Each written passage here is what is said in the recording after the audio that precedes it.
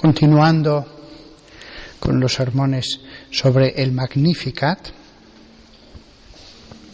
aunque es una continuación que vuelve y vuelve sobre el comienzo del Magnificat, porque realmente es un texto para ser meditado muchas veces, lo digo porque querría comenzar desde el principio. Mi alma ensalza al Señor y mi espíritu se alegra en Dios mi Salvador. Un monasterio es la materialización de esto. El monasterio está hecho para ensalzar, alabar al Señor. Sus muros, todo está en función de eso. Si algo no estuviera en función de eso, debería removerse. Todo lo que estorbe a eso debe quitarse. El monasterio materialmente es fruto de esto y se dirige a esto. Fruto de esto porque viene de la alabanza de María, que llevó a la alabanza de la primera iglesia, los siguientes, hasta llegar a ese monasterio. Sea de concepcionistas franciscanas, sea un monasterio cartujo, sea cualquier otro tipo. Es la materialización de este versículo. Cada una de sus monjas es expresión personal, única de esto. Mi alma alaba al Señor y mi espíritu se alegra en Dios mi Salvador. El monasterio es un lugar de alegría.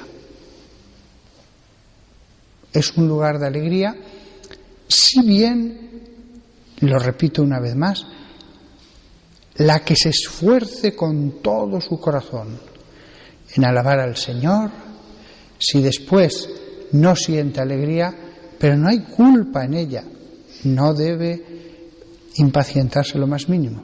Dios permite que hasta el sol más brillante quede oculto tras las nubes. Normalmente la falta de alegría proviene de los propios defectos, de las cosas que no están en sintonía con Dios. Pero también hay casos en que se permite como prueba. Esto es como la enfermedad.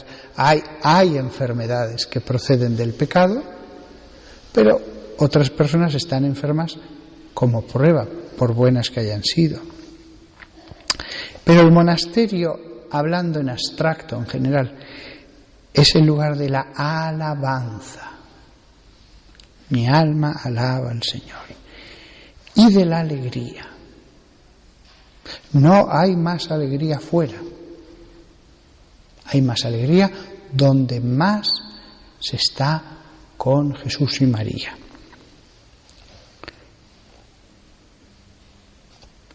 Porque ha mirado con favor a la humillación de su sierva.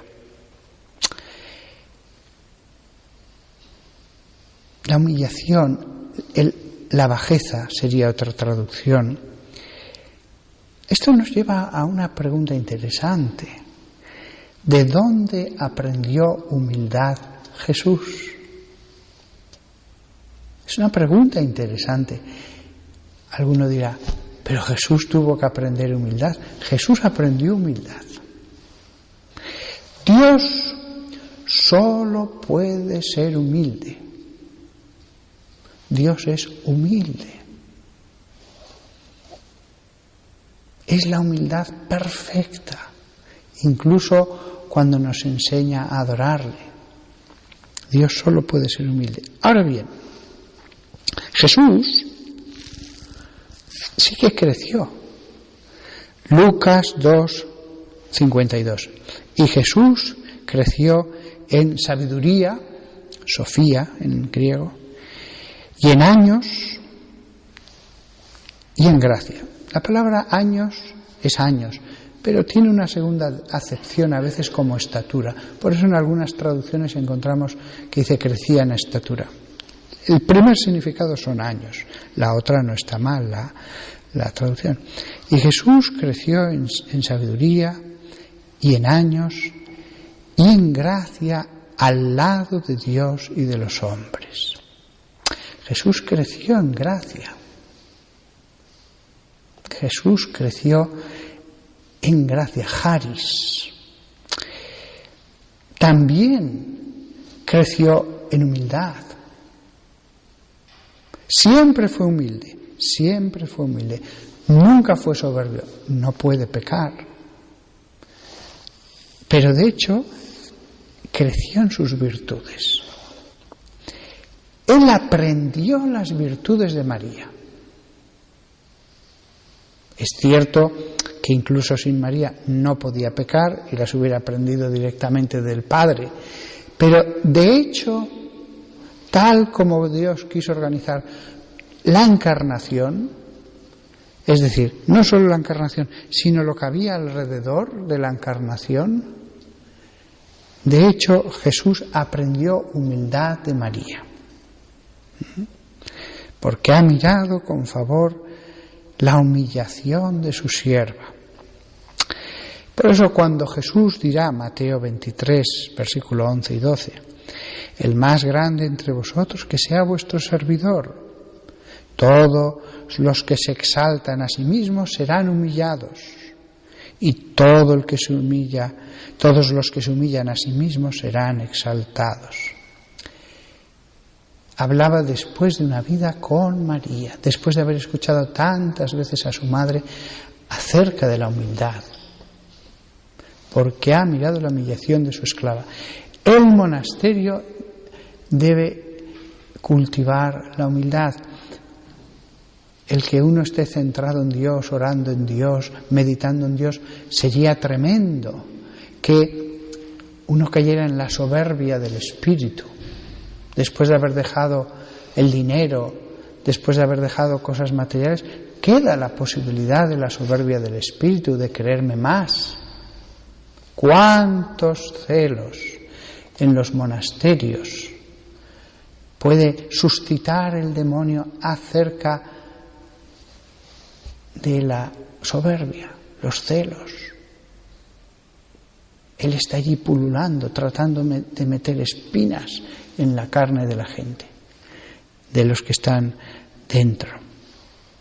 Ha mirado la humillación de su esclava. Si uno, por hacer penitencias, oración, etcétera, se creyera más que los demás, yo os lo digo con toda honestidad, no me creo más, me toca predicar, me toca realizar estos misterios maravillosos, pero eso no significa que la mayor santidad esté al lado del altar, puede estar en el último banco como el publicano. La humildad debe cultivarse en el monasterio. La insatisfacción en la vida religiosa puede venir de una falta de humildad. Eso sí que crea un rum que hace que uno no sea feliz. Y cuando a veces en un monasterio ve algún problema, a veces son los celos, fruto de que alguien pues no es humilde. Todos vemos en la sociedad cómo se fomenta la presunción, la vanidad, la soberbia. Siempre eso lleva un pago. Y lo vemos en tantas figuras famosísimas que alardeaban, que se pavoneaban, y unos años después la expresión es un juguete roto. Una vez que se ha usado, se tira. Es una expresión muy adecuada. En el monasterio, el que es verdaderamente humilde acepta todo con ese espíritu, ¿Cómo aceptaría las cosas María dentro de un convento? Cuando hay maledicencia siempre hay soberbia. Siempre hay soberbia. En el fondo, cuando uno critica a otro, cuando dos personas en el mundo hablan hasta de política y critican, muchas veces en el fondo lo que subyace es: yo lo haría mejor. ¿Cómo los demás no ven lo que yo veo? ¿Se puede hablar de política? Por supuesto que se puede hablar de política fuera del convento. Los laicos que estáis en el mundo podéis hablar de política, pero con caridad, con humildad, sin hacer daño. Que uno habla de política y se irrita, estás hablando mal de política. San Pedro no hablaría así. San Pablo tal vez, porque San Pablo tenía un carácter un poco fuerte y era un santo, pero también tenía sus cosas. Hay que fijarse en estas palabras de María, y con esto acaba: porque ha mirado con mayor la humildad de su sierva.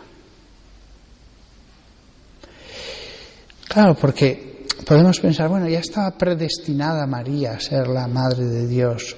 Bueno, sí, pero las elecciones de Dios no es que hay una lotería y de pronto cae uno. No, la eligió, pero después de mirar sobre todas las personas que había sobre la tierra. Y ella era la humilde. Nadie lo merecía más que ella. Es cierto que aquí la causa y el efecto se confunden, se fusionan. Es verdad que miró, pero también es verdad que a ella la había puesto desde el principio en la mejor tierra, con la mejor semilla, preservándola, etc. Pero ella era la humilde. ¿Qué hizo para conseguir lo máximo? Humillarse, hacerse baja, no pretender grandes cosas. No pretender grandes cosas. Y logró lo máximo. En la Iglesia, hago esta glosa marginal, así se consiguen los cargos. No hay oposiciones, no hay campañas. Voy a hacer una campaña para lograr ser obispo, ser cardenal. No hay campañas, no hay oposiciones. ¿Qué hay que hacer para lograr los mejores cargos? Buscar lo último, buscar ponerse en el último lugar. Dedicarse a los pobres, dedicarse a la oración, dedicarse a hacer muy bien la labor que le hayan dado. Esa es la única campaña que vale. Siempre me pregunta la gente, ¿qué hay que hacer para ser obispo? Nada, no se puede hacer nada. Esto es una cosa muy sabia y muy buena, porque ha mirado la humillación de su esclava. Y aquí acabo con una palabra, no tanto para las religiosas como para todos los que estáis aquí, que sois laicos con familias y trabajos en el mundo. Os voy a decir una cosa que contrasta totalmente con lo que dice el mundo. Hay que contentarse con poco.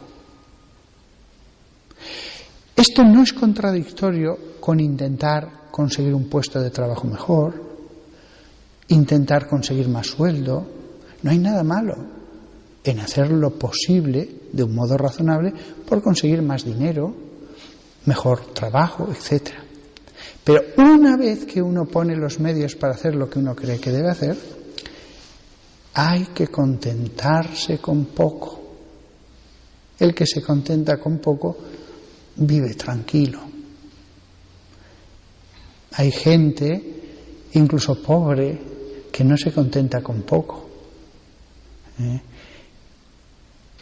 Es fruto también de que la sociedad, como si fuera un espíritu de rebeldía y intentara meter en la mente de todas las personas que todo el mundo va a ser lo más alto, pero no es verdad, no es verdad eso. Hay que contentarse con poco, en todos los aspectos. A veces las mujeres no están contentas con los maridos porque han visto a los actores, tal, y dice, yo tengo aquí esto en casa. Y el marido ha visto modelos, ha visto tal, y dice, yo aquí, y los dos piensan, yo tengo esto al lado en casa. Es fruto también de los medios. También en esto hay que aprender a dar gracias a Dios de lo que uno tiene. Tanta gente cree que merecería mucho más. Y no es verdad. Bueno, ha mirado la humillación de su esclava.